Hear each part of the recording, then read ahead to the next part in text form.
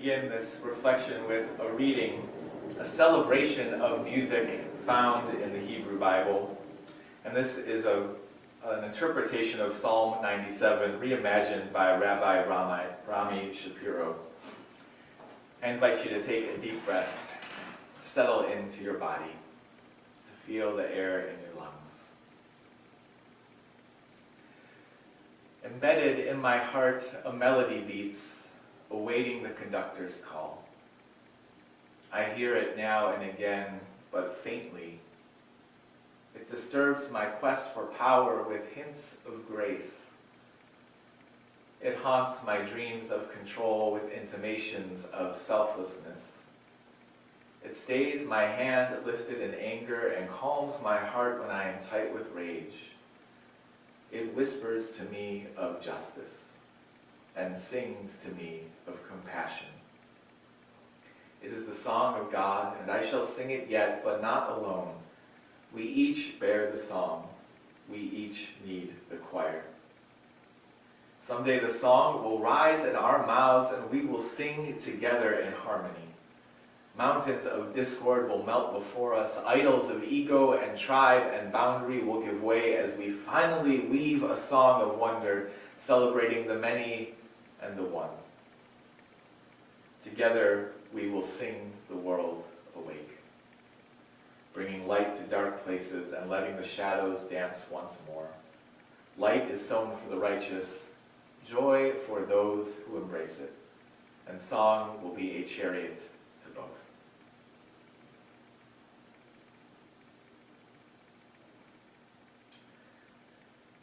In 1958, Jamila Jones attended a training for racial justice activists at the Highlander Center in Tennessee.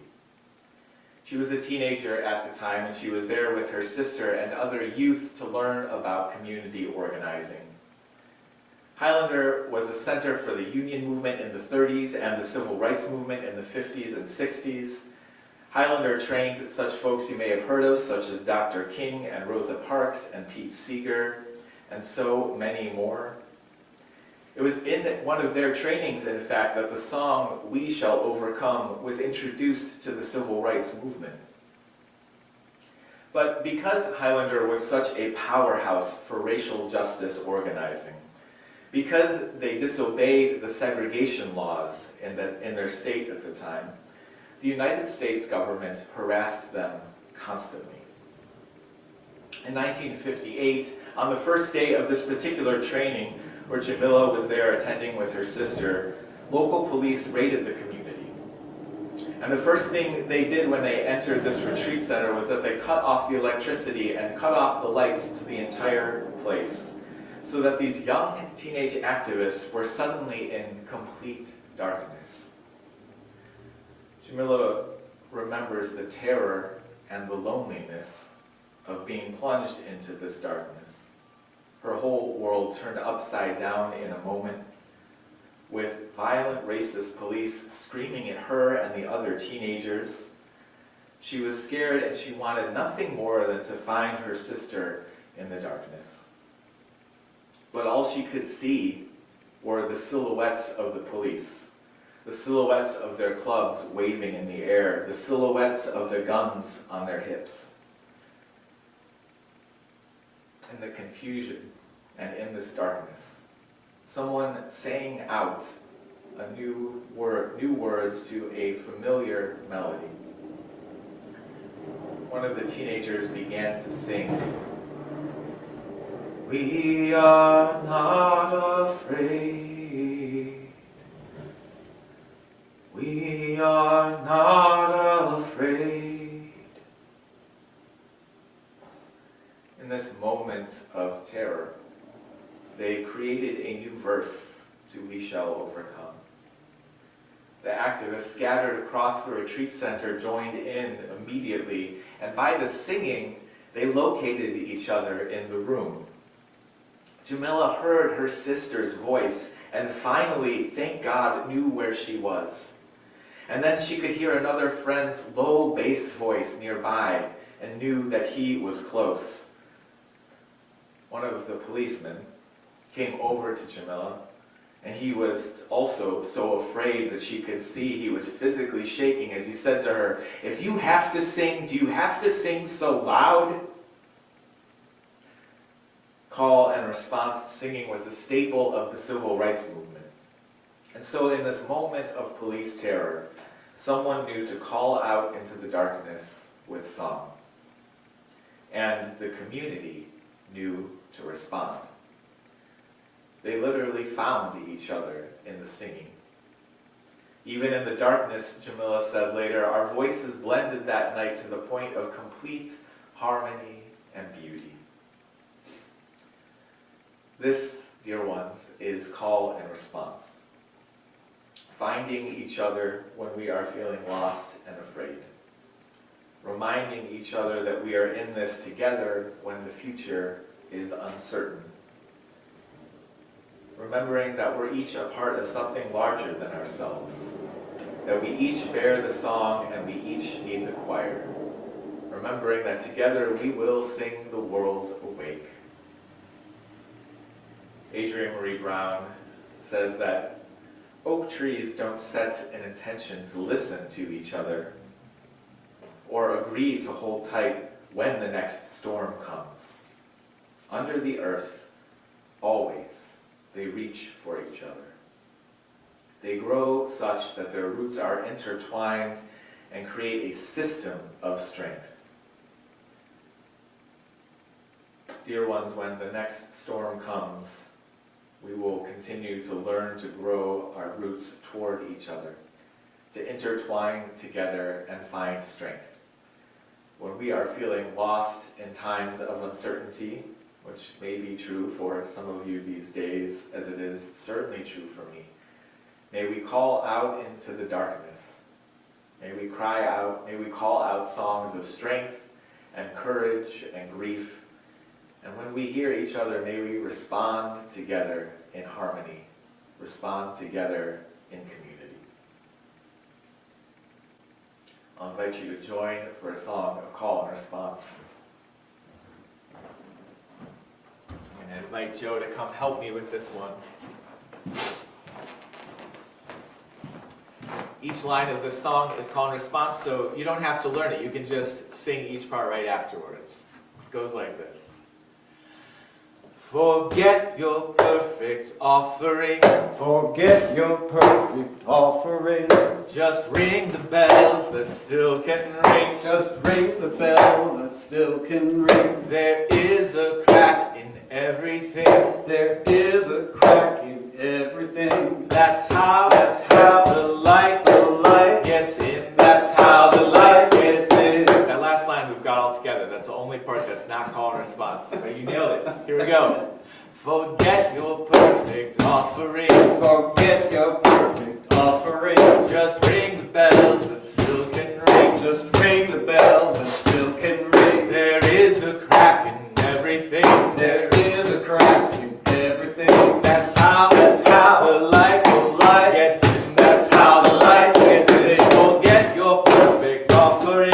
Forget your perfect offering. Just ring the bells that still can ring. Just ring the bells that still can ring. There is a crack in everything. There is a crack in everything. That's how the light gets in. That's how the light gets in. Forget your perfect offering. Forget your perfect offering. Just ring the bells that still can ring. Just ring the bells that still can ring. There is a crack in everything. There is a crack in everything. That's how the light gets in. That's how the light gets in. Forget your perfect offering. Forget your perfect offering. Just ring the bells that still can ring. Just ring the bells that still can ring. There is a crack in everything. There is a crack in everything. That's how the light gets in. That's how the light gets in. That's how the light gets in. That's how the light gets in. That's how the light gets in. That's how the light gets in.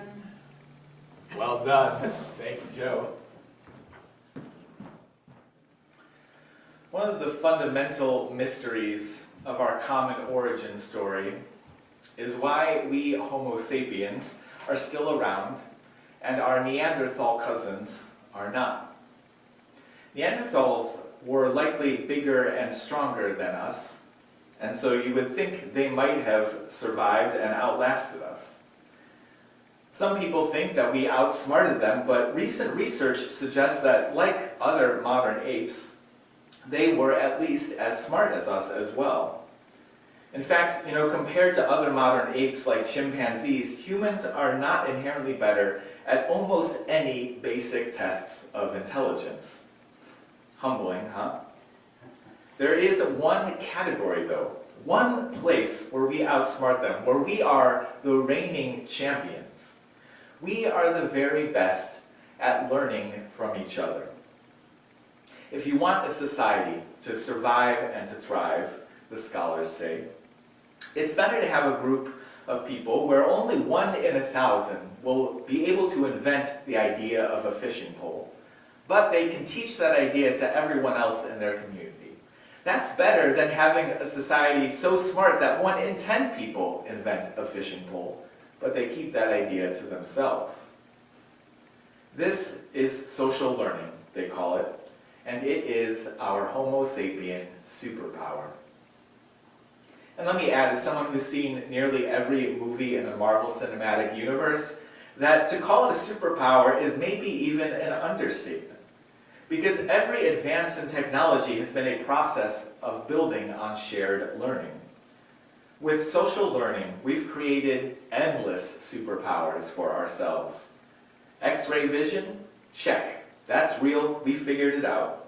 Flight? Check. Shooting lasers? Traveling to outer space? Communication across the planet at a moment's notice? Check, check, check. Social learning is what's given humanity every one of these superpowers. Because when one of us has a good idea, others are likely to learn it and share the knowledge. Now, you all probably know this, though. If you're great at playing Dungeons and Dragons or chess or pickleball, it's probably because you spent time with other human beings learning the game. Similarly, if you're great at music, it's certainly not because you invented a new instrument or invented a new chord progression.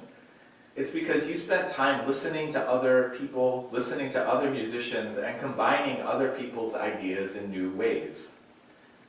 Friends, this too is call and response. Call and response is leading and following. Human beings are a species in conversation with each other. Call and response is collaboration and coordination. And here's the thing. Social learning isn't just about science and technology and fishing poles. Spiritual growth is also something we learn in community. What is true of science is true of spirituality. We have something to learn from each other. Religious tradition offers us spiritual paths and practices that served our ancestors before us. The rites and the rituals and the resources of religious community offer the tools and technologies of the mind and the body and the spirit, and they help us to live our best lives at least as much as the tech and the smartphones. Now, some folks describe themselves as spiritual but not religious, which in some cases means spiritual but without community. It takes some mental gymnastics, though, to spend our whole lives learning from others in our profession, learning from others in our hobbies, learning from others in art and in our free time, and then turn around and tell ourselves that spiritual maturity is uniquely a solo climb. Please. I have been in grieving recently as I read the news every day, and every new grief I know recalls every old grief. They seem to pile up on each other. And so I've been thinking of my dad recently, who passed away a few years ago. In the wake of that loss, I didn't want to hear from anyone that they knew exactly how I felt, but at the same time, I was comforted to know that I was not the first human to face this kind of loss.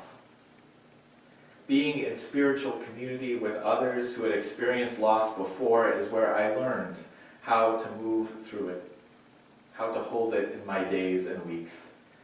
Being in spiritual community is where I learned how to make small rituals out of remembering, how to spend time with pictures and tell their stories, how to wonder aloud what was and what might have been, how to balance journaling and tears with distractions and Netflix.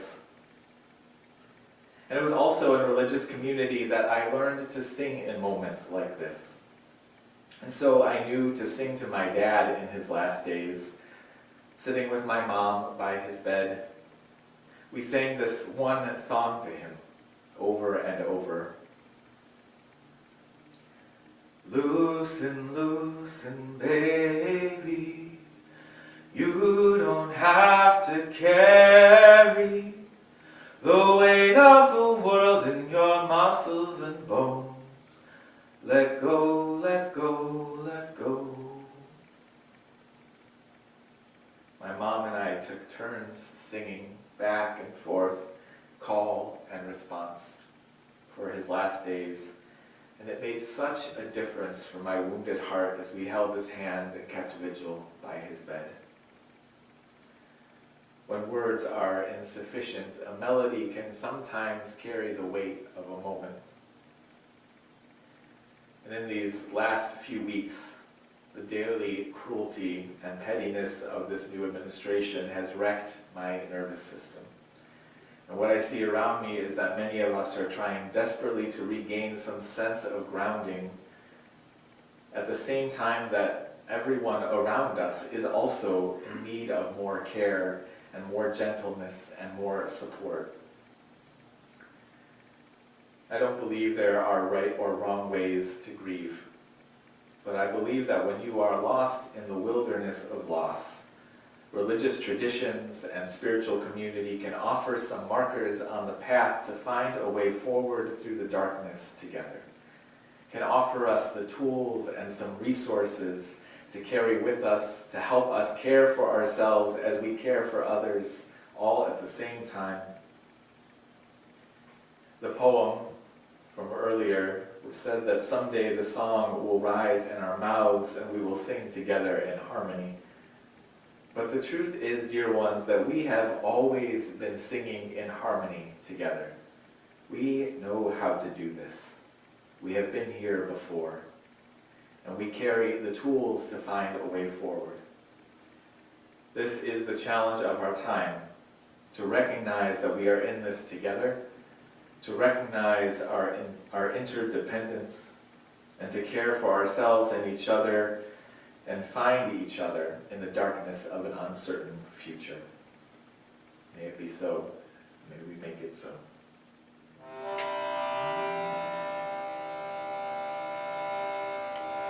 Love has made a place for you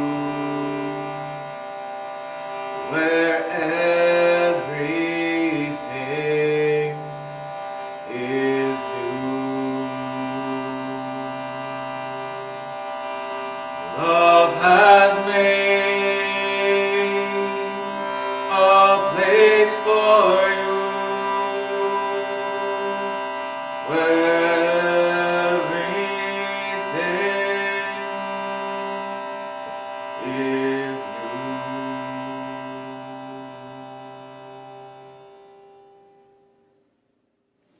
In the neighborhood in Boston where I live, a few years ago, a fossil fuel company was putting in a new pipeline through the neighborhood. Not only were they expanding fossil fuel infrastructure, but they were building it across the street from a quarry where every day dynamite blasted and shook the ground. An idea so dangerous it terrifies me still. As I was part of the protests at this construction site, every week community members from the neighborhood would stand in the way of the construction equipment, forcing them to turn off the engines for a few minutes at least, slowing the destruction of our planet for a few minutes at least, while we waited for the police to take us away. Over the course of a few months, 205 neighbors were arrested during this campaign. One particular gathering at the site that has stayed with me is when we were aware that in 2015, the year previously, climate change had contributed to a devastating heat wave in Pakistan. City leaders in Pakistan were caught unaware by this heat wave, and they were overwhelmed and thousands of people died. So in 2016, now a year later, some Pakistani communities were preparing for climate change by preemptively digging mass graves. One grave digger who was interviewed about this said, "Thanks to God, we are better prepared this year." Too many of our leaders these days, I think, believe this is the best we can do to prepare for climate change. So back in 2016, as people in Pakistan were digging long, narrow ditches to serve as mass graves for the victims of climate change, in Boston, the fossil fuel companies, like they were all over the country, were digging long, narrow ditches in order to cause that climate change. And so, mirroring the images coming out of Pakistan, we laid our bodies down in the ditch. And as we laid there, blocking the equipment, we sang together. Over and over, we called out into the uncertainty of the moment, and we responded together in song.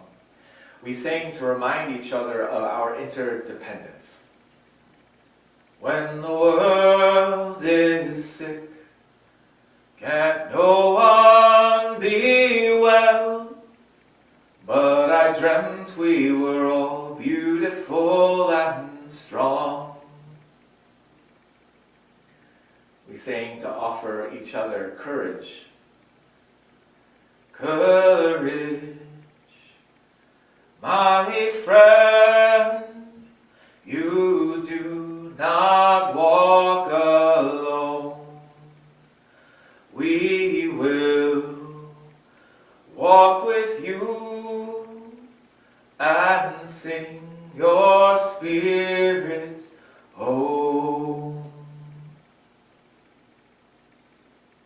In the end, the pipeline was built, but after that, the company that built it gave up on adding new pipelines in New England because of local resistance. And I know that these protests, along with protests all over the country, so many organizers in so many ways doing their part, they were all part of a much larger movement that did lead to the passage of the Inflation Reduction Act a few years ago, which was the most significant climate legislation any country has ever passed. In 2017, some of those same activists from my neighborhood, we gathered together again and we sang some of those same songs as we sat down in front of an ICE detention center in Boston, calling for immigration reform, calling for the dignity of immigrants, documented and undocumented. I love that as we blocked the doors to that detention center, a police officer came out and he said, "Did you know that you are blocking the entrance to a federal detention facility?" And it was so affirming to have someone in uniform come and stand in front of us and affirm that we had in fact done exactly what we came there to do. So much of my days, so much of my activism is sending emails and attending meetings, but to get that kind of official affirmation was a beautiful thing. As we sat there though, and as the police carried us away again, we sang to each other, "When the world is sick, can't no one be well, but I dreamt we were beautiful and strong." Again, we sang, "Courage, my friend, you do not walk alone." Today, that detention center is closed, and that facility has ended their partnership with ICE. One down, many to go. Friends, religious tradition is where we can build on the proven rituals for grieving and for gratitude when we need them the most. Congregations like this one are where we teach each other the paths and the practices for resilience and for renewal when we need them the most. Communities like this are where we learn and where we share the tools for courage and commitment when we need them the most. This is the story of how we became human. We created spiritual technologies and we taught them to each other in community. When it was time to cry out and break down and give up for the day so that we could start again tomorrow, we will practice resilience and hold each other's grief in community. Dear ones, move deeper into practices of grounding and connection together. When it's time to protest, we will find our place and we will find our power in community, where we learn the tools for transformation. Dear ones, let us move deeper into relationship. When it is time to protect the most vulnerable among us from state violence, relationship will allow us to do what needs to be done. So dear ones, let us move deeper into community and to connection. And when it is time to act with courage, when it is time to risk our own comfort, and when it is time to share our limited resources with unprecedented generosity because love of our neighbor requires it, we will learn that courage from each other. Let us move deeper into the practices of courage and generosity. Religious tradition is where we build on these proven rituals.